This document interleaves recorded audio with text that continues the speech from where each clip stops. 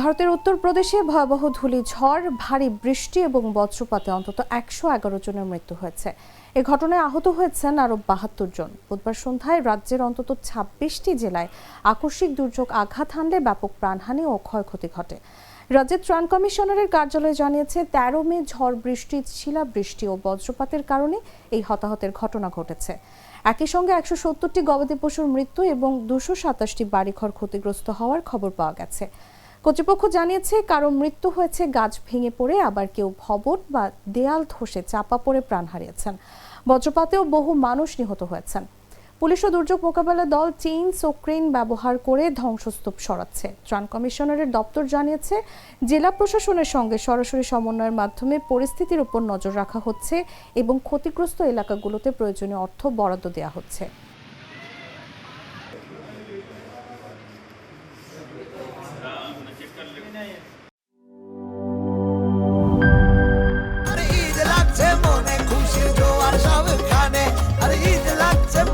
বিকাশ payment সব